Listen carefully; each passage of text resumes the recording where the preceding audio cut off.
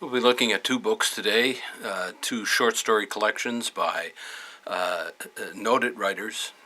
Both have done very well. They began as short story writers. Well, one still is a short story writer.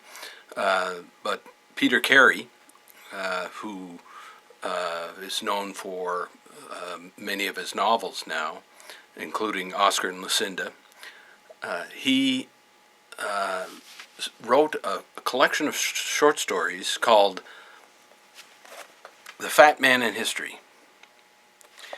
And it's a remarkable collection because it deals with surrealistic, science fiction, fantastic plot lines and stories that are very memorable, very well done.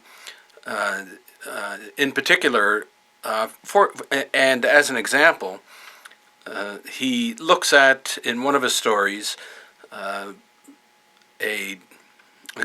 stories entitled "The Chance," and what it is a lottery where you can take a chance, come back as a different person than what you are when you went in. So a lot of people feel like they would like to take this chance, and then it becomes fashionable for quite beautiful people to take the chance and emerge something less than what they were. This becomes fashionable among the intellectual elites, which is really interesting. Peter Carey is able to look at these absurdist storylines of sort of far-reaching, fantastical notions of destructive parakeet birds, and make the entire experience one that is, because of the merit of its writing, is so well done and so enjoyable. When you finish the last one, you say, too bad he didn't write more. And of course, people have said about Peter Carey's short story writing, too bad he hasn't gone back to do more. He is obviously, very gifted. And as we mentioned about Hemingway earlier, Hemingway's great gift did lay in short stories. Well, the same could be said about Peter Carey. His short stories are, it may be that they were so fantastical to begin with that it's hard to keep that up and hard to find, enough material to make this compelling in the same vein. If you hit the same note again, over and over, that's one of the dangers of genre writing. It becomes, you have to outdo yourself over and over again. Anyway, you can be happy for the reading experience of The Fat Man in History. Very well recommended.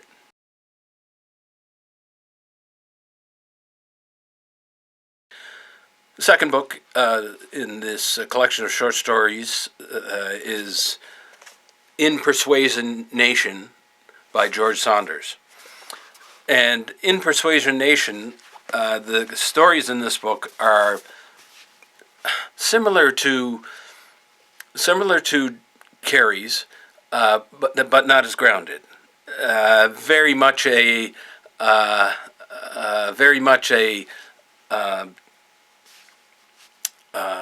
surreal in all of them. A very surreal, written in a surreal way and in a modernist way. The way I read Carey, it's he gives you a plot line that you can certainly follow in a traditional sense. George Saunders, not so much. It's fantastical. It is disruptive. It can be very funny. I don't think there was a funny one that I laughed at anyway in Peter Carey, although not heavy. Carey's wasn't heavy. It just wasn't something like what you would find in George Saunders, being so far out in left field, and able he is to convey that the absurdity and the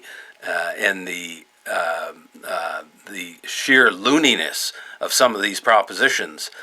You will laugh out loud.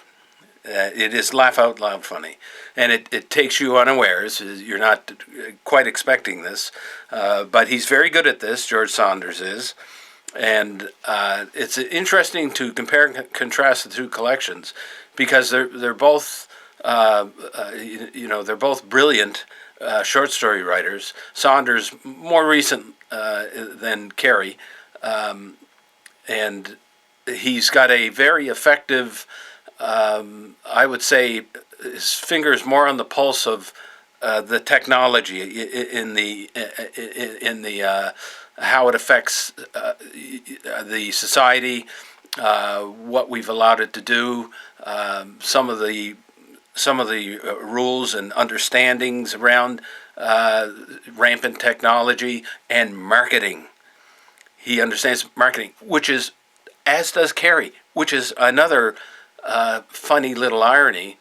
As I seem to recall Peter Carey as being a marketer in Australia.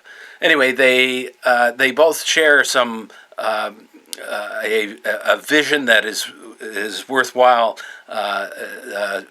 learning.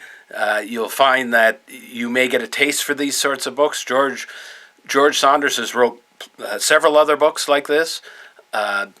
Peter Carey, you only have The Fat Man in History to enjoy, so enjoy them.